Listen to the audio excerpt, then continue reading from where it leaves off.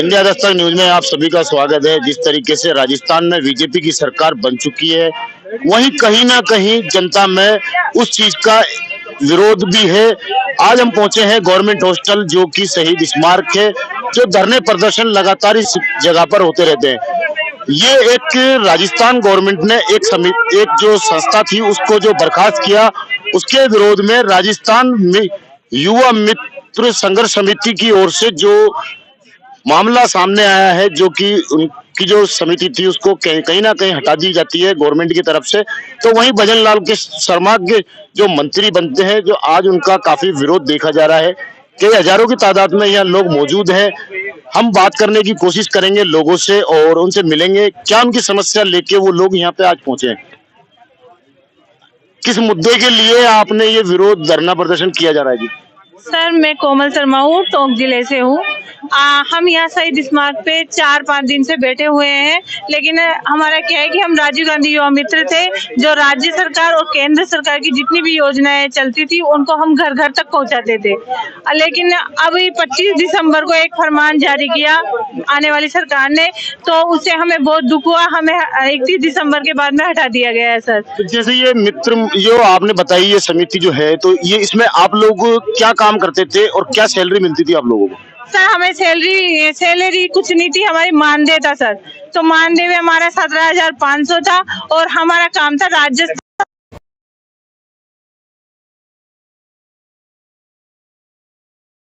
और राज्य सरकार की न्यूज चलती थी, उनको हम घर घर जाके वंचित लाभार्थी जो रहते थे उनको दिलाते थे। सर, फायदा दिलाते थे। तो ये आपने सुना, ये जो राजस्थान और सेंट्रल गवर्नमेंट की तरफ से जो योजनाएं है, ये मित्र मंडल जो राजीव गांधी के नाम से चलाया जाता था उसका काम ये करते थे।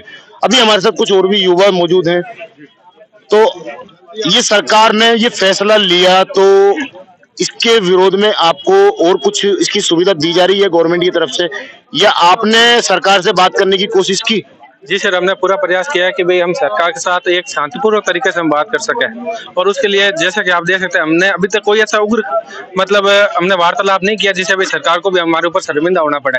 हम आसानी से भाई और आराम से, भाई पुलिस प्रशासन का भी बहुत अच्छा सहयोग रहा है कि भाई हम यहाँ पर बहुत अच्छे से हमारा आंदोलन कर रहे हैं, हमारा प्रदर्शन कर रहे हैं।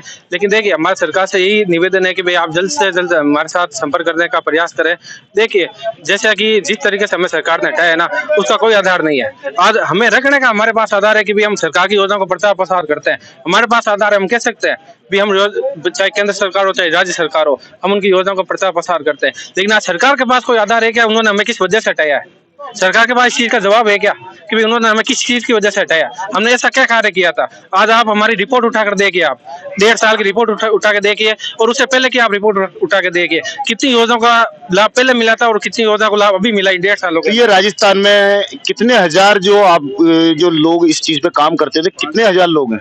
जी 5,000 जी। जिस तरीके से देखा जा रहा है, राजस्थान में 5,000 ये कार्मिक थे, जो कि इस योजना के बंद करने के बाद में काफी निराशा है, और करीबन ये एक युवा पीढ़ी है। 5,000 लोगों को क्या सरकार ने बिल्कुल किसी काबिल नहीं समझा? जहां इनको तनख्वाह दी जा रही थी, तो ये काम तो सेंट्रल गवर्नमेंट और राज्य सरकार का ही कर रहे थे। तो सरकार इनके लिए क्या कदम उठाती है? क्या भजन लाल शर्मा युवाओं के लिए सोचेंगे? देखने की बात यह है कि और भी कुछ हमारे साथ मौजूद है। आगे अगर ये चीज का फैसला सरकार क्या लेती है वो देखने की बात है, पर अगर आगे आपको कोई निष्पक्ष जवाब नहीं मिलता है तो आगे जाके क्या करने का इरादा है आप लोगों का? इरादा है, अब आपके सामने हम सभी युवा मित्र यहाँ बैठे हैं कि सरकार से अपनी मांग मनवाने के लिए कि भाई सरकार हमारी मांगों पर पुनर्विचार करें। हमने कोई गलत कार्य तो किया नहीं, एक आम आदमी का अंतिम पंक्ति पर खड़े उस आदमी की भावनाओं को समझने का प्रयास किया है, उसके सारे कार्यों को पूरा करने का प्रयास किया है। इसलिए हमारी मांगे जायज है और सरकार को इस पर एक बार पुनर्विचार करना चाहिए। तो ये जो संस्था जो चल रही थी, ये कितने टाइम से चल रही थी, और राजस्थान में ये 5,000 ही लोग हैं काम करने वाले? हाँ बिल्कुल, हम 5,000 लोग हैं और पिछले 1.5 साल से हम सभी युवा मित्र संगठित होकर के राजस्थान सरकार और केंद्र सरकार की जन कल्याणकारी योजनाओं को धरातल पहुंचाने का कार्य कर रहे हैं। उसके बावजूद भी सरकार के द्वारा ये हमारे ऊपर मापदंड अपनाया जा रहा है, जो कि भी किसी भी प्रकार से न्यायोचित नहीं। तो अब अगर सरकार आपके जो भी आपके उच्च नेता हैं, इन्होंने बात करी, तो सरकार की तरफ से कोई आपको आश्वासन या किसी तरह की कोई जवाब दिया? अभी तक तो सरकार का कोई भी नुमाइंदा हमारे यहाँ धरना स्थल पर आया नहीं है, लेकिन सभी भी कह रहे हैं कि हाँ इस बारे में सोचा जाएगा, कुछ निर्णय लिया जाएगा, लेकिन अभी तक ये सारी बातें बिल्कुल किसी भी प्रकार से सही नहीं। इसके अंदर हम ये बताना चाहते हैं आपको कि भाई हमारे जो किरोड़ी बाबा हैं, जो जैसा कि आपको होता है हर बार युवाओं का ये बहुत सहयोग करते हैं, उन्होंने और राजेंद्र साहब ने भी हमें आश्वासन दिया कि भाई हम आपका सहयोग करेंगे, हम आपकी बात आगे रखेंगे।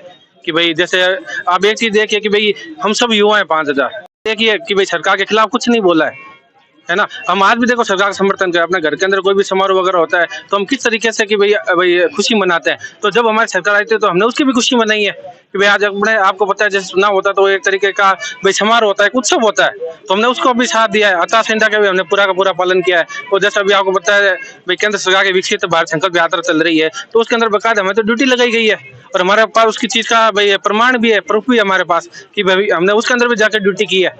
तो हम तो पूरा सहयोग कर रहे हैं सरकार का। कहीं ना कहीं ये देखा जा सकता है जब तक इन कार्मिकों की जो जरूरत थी, जब तक इन लोगों को रखा गया और एकदम से इनको हटा दिया जाता है। जी 5000 लोग और युवा है, एकदम से बेरोजगार करना, किसी न किसी तरीके से बेरोजगारी और राजस्थान सरकार के जो वादे हैं युवाओं को नौकरी और युवाओं को आगे बढ़ाना कहीं ना कहीं नजर आ रहे हैं खोखले। मैं मोहम्मद नफीस, जयपुर से।